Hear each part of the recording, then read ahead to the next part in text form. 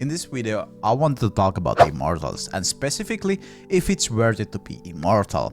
Last region we were immortal, and before that Shadows, and before that we were immortals. But what I want to talk about is if it's actually worth it to be immortal, because first off, you need a lot of planning and you need to have specific tactics, how to win it, and because in the 3 versus 3 versus 3, you must have at least 3 alliances together to actually win it, because everybody other is doing that. If you go there alone with only 3 players, you are going to face 9 players that are actually trying to kill you. So it's not going to happen if you do not have the manpower. So there's some things you need to do. It takes time and effort to actually get to immortals. So first things you get are these. And are these worth it? You get 1 extra legendary crest every month. It is good, it's not bad, but it's okay. To be honest, 1 legendary crest, not probably worth it. Then you get some rare crests. They are great. Sigil of Dominance is nothing important. You don't really want to take the legendary items here. Garcine, it can be okay if you have the spare heals to actually get that. Now what else do we get? You get 1 legendary crest from Shadow Wars and some legendary items. Now you get 1 legendary crest from Kions, but you have a probably higher chance to get a bit more legendary items, and you can choose what piece you want to roll for, but it's not guaranteed to get legendary items from there. You do get 1 legendary item from the chest after you complete the Kions, but the legendary chest, both are gonna get that.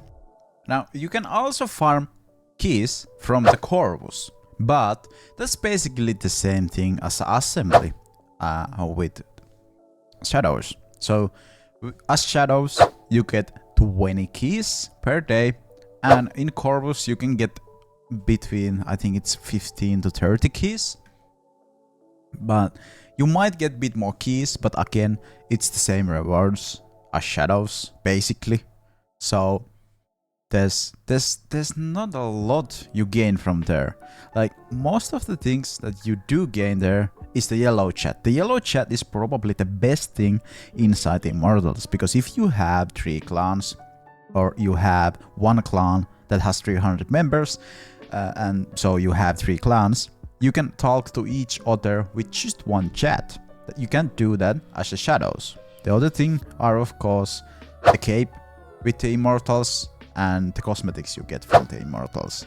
And then there are, of course, the Immortal, like the leader of the Immortals. The Immortal gets a buff, and then there's 4 lieutenants who also gets a buff that you can use every 30 minutes.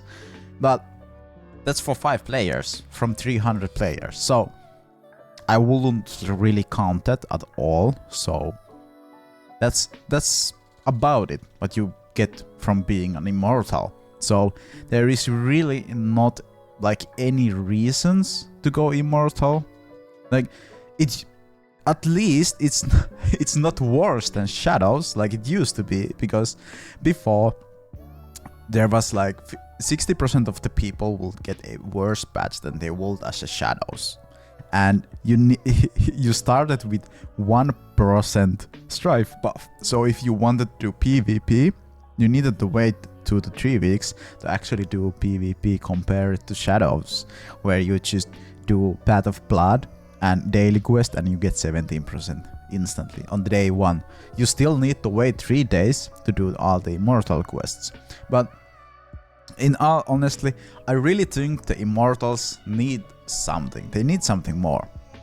Well, they do have vaults, so there is something they do gain. Like, vaults give you the ability to choose 1 item from there, or actually 3 items if you have played enough.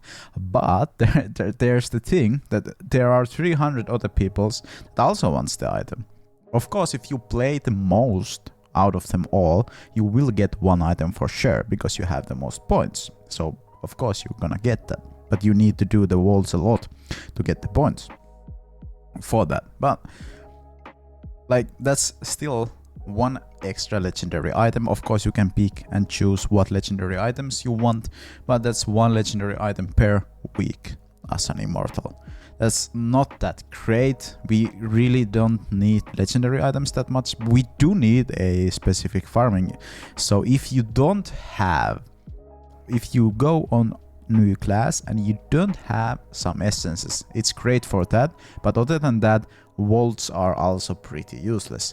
Set items would be really great there, but I really think we need to buff the immortals somehow. They need to get some benefits out of being immortals, because you really need to do a lot of inside the game to actually get there. And the most things usually you need to do is to pay a lot. So you need big whales competing in the 3 versus 3 to actually win it.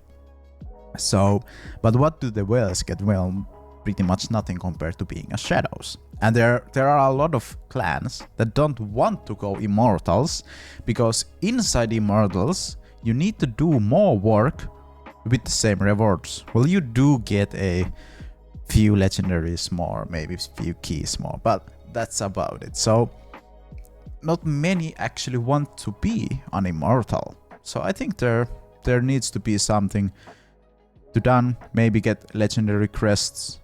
Legendary crest will be pretty nice, so the whole clan will, you know, be bigger and bigger as a resonance, because they will get a bit more legendary crest. They do get one in a month, but that's absolutely nothing, to be honest.